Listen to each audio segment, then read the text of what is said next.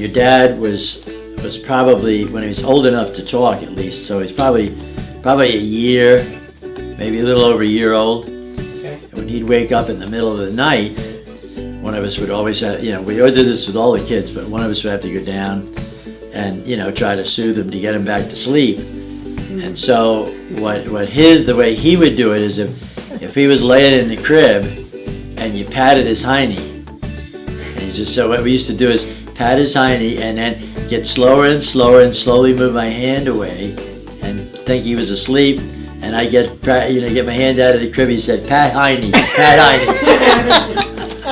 Even though I didn't like it because I wanted to go back to bed. There are absolutely no fun facts about Steve. Oh no, there's nothing funny about Steven. It's all serious. It's kind of a real answer. Fun facts about Steve. The thing with Steve was he always tried to be athletic. That was the kind of thing. We played wall ball from time to time, and I'm not sure that he ever won that game. Look, he's running. Never the athletic one in the family, I don't think. Well, let's just talk about his banana outfit. I'm not sure what this is. Stunning, though. Quite stunning. He failed typing. That's probably why there are typos on those slides at church. Doesn't know what this means. And he stinks at rock climbing. Aw, he almost looks cute. Steve's first man crush, Carmen. Heard a lot about Carmen.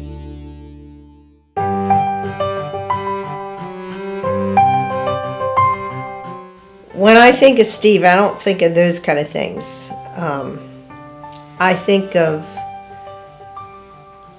his first sermon when he was 12 years old at his brother's funeral, and he gave a sermon that blew everybody away, and he had a flashlight in his hand. He took the batteries out of the flashlight, and he explained to the congregation that you don't need the flashlight anymore because the batteries are gone. And that's just like his brother Randy, and that just like blew me away and everybody else, because we didn't know what he was going to say at his brother's funeral.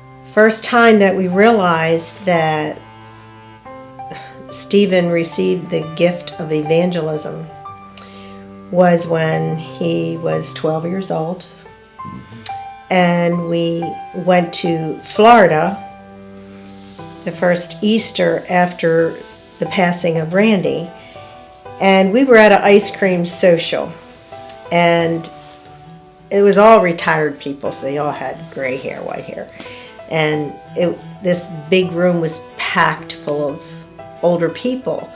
And Stephen looked around the room and he said, "Mom, do you think all these people know Jesus?" And I looked around the room and I said, "Probably not, Steve." So he proceeded to think about how he could present the gospel to all of these older people so that they might come to know Jesus. So there was a talent show coming up, and Stephen really, really admired a singer called Carmen, who was very, very popular at the time, and he had a song out called "The Champion," which actually told the death resurrection of Jesus in a really unique kind of way. And so Stephen taught his little brother, who was then 7, the part of Satan in the song, and he was the part of God in the song, and he taught Kevin how to pantomime the whole thing, the whole champion song. And it was phenomenal what he did. And we just looked at each other and realized that God had given him the gift of evangelism. And that was the beginning. When you're saying that he was given the gift of evangelism, well, there were some other gifts that he didn't get. And he reminds me of my father, in one sense, in that my dad didn't know which end of a screwdriver to use when he had to fix something. Steve's not the most mechanical-minded person, right? Kevin says that it's very dangerous to put a screwdriver in Steve's hand. Yeah. But he's got many other gifts. I think probably what I remember most, besides Steve's athletic prowess and all the things that he does in love for animals, I'm sure you'll hear that story as well, but is his childhood friends. His childhood friends, specifically Pluto and Nancy. They were just amazing childhood friends of his, and unfortunately, nobody else could see them. And you could step on them, you could sit on them. That you wouldn't see them, you trip over them apparently. So he would always be telling us, hey, watch out for Pluto and Nancy. One time we were going to Mom and Pop. Well, he was at Mom and Pop Pop's. He had spent the night. I wanted to spend the night, but of course Steven got to spend the night because, you know, being the golden child, he got to stay. I think I had to stay here and do the dishes, and it was his night to do the dishes, even if I remember correctly. Probably was. He probably set that up a week in advance, most likely. So it's time to go pick Steven up, and I very innocently walk in the door to say hello, and hello, Mom and Pop Pop, and who comes flying out of the lazy girl? Steven.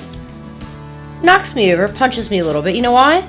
Stepped on his imaginary friend. I don't know if it was Pluto. Could have been Nancy or Pluto. It's either Pluto or Nancy. As far as I knew, they were only the two friends. It was one of those, and I'm not sure if Pluto is a dog. That would have made sense if Pluto was a dog because it would have been laying on the floor, and then I would have stepped on it. Now, if Nancy had been laying on the floor, well, that would have just been lazy. It's probably Pluto. I'm going to guess Pluto is a dog. I'll have to ask him about that, though. I'm not sure. What comes to mind when I think about Steve?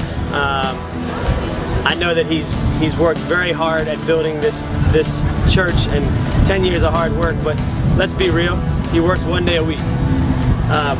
Church opens at what, 10:30, it's over at noon. Come on now. And I also know that because of that, and him being so busy all the time, we can never plan family functions. He's the one that always has a date that he can't make. He can't make a Thursday or whatever. We all have real jobs. We can make, if I need to make something on a Thursday, I need to not go to work. When you don't make something on a Thursday, I don't know what you're doing. When I think of my dad, I think of when he left the iPad on top of the car and drove off. His face. Yeah, he was running the TV cable through the ceiling, and he stepped on the drywall and fell through the ceiling. Thought he stepped on the 2x4. Apparently not.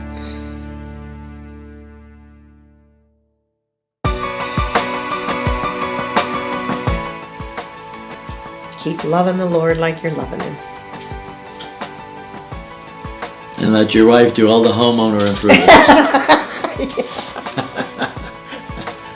Hire a handyman. Don't do anything yourself. No, I don't have any advice for Steven. There's another thing for Steve is his incredible ability to take things apart without any ability to put anything back together again. So I guess the advice for Steve is to never touch anything mechanical, electronic. Well, it depends on the electronics because there's still some pieces of an Atari game around, I'm sure. Stay away from anything construction oriented. Stay away from anything that would require repair. And let somebody else do that.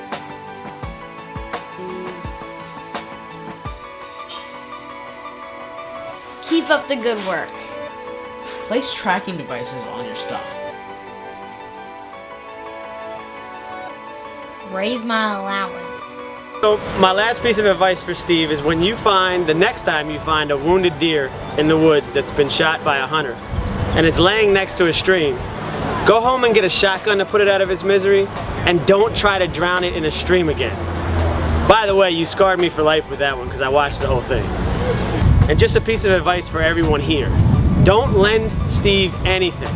If you ever get it back, it'll come back as something completely different after he takes it apart, tries to put it back together, tries to make it better. Whatever he does, you're not gonna get that same widget back the way that you lent it to him.